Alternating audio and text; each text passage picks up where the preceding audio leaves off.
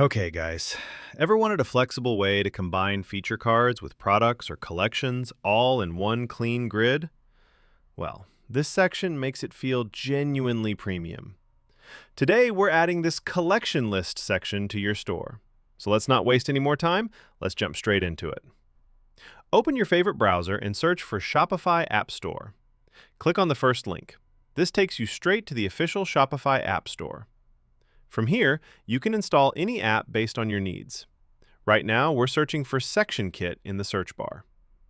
This is the app that makes building your store so much easier, genuinely. Open it and install it. The process takes just a few seconds, exactly like any other Shopify app. After installing, go to Explore Sections and search for Collection List number 24. You'll find this section here. Click on More Info and purchase it. All the details are listed right below if you want to read through them.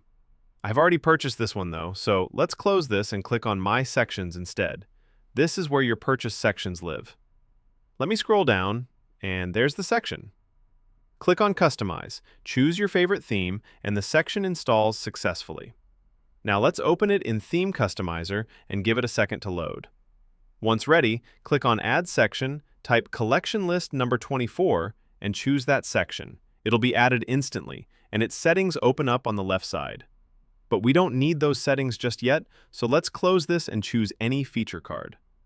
One thing worth mentioning, these feature cards aren't showing up right now, but once we finish customizing everything and hit save, they'll appear properly. That's just a small glitch our team is continuously working on.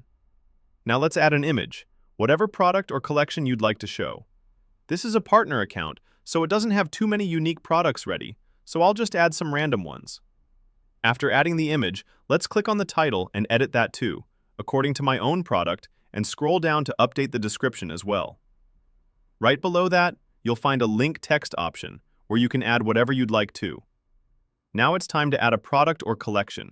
Whatever you want to actually show here, I'll go ahead and add this product for now.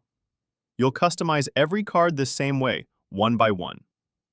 Once you're done, hit save. And now everything's showing up properly. You can always come back and change it later if you want. Let's close this and open the main section settings. First option here is width, which is currently set to max, so I won't be touching that. Right below that, there's desktop columns. Let's change that to 4. Let's save it real quick to check if the column setting is actually working. Perfect, it is. Scrolling a bit more, let's change the font style to Poppins, just like I do with every section. After that, the heading doesn't really relate to my products, so let's change it into something more interesting, and the description could be updated too, but I'll leave that as is for now, otherwise this video is going to run way too long. Right below that, you'll find size settings for all text across every device, which you can adjust, but I won't be touching those either. Now in the card settings, let's change the image's aspect ratio to 4:5. There's also separate typography settings for the cards here, and as always, I'll convert that to Poppins too. Last but not least, let's move on to colors. I'll change all the colors to black and white, matching my store's overall color scheme.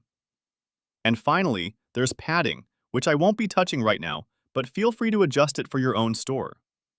After all that effort, hit save, and this section goes live on your store. Links in the description.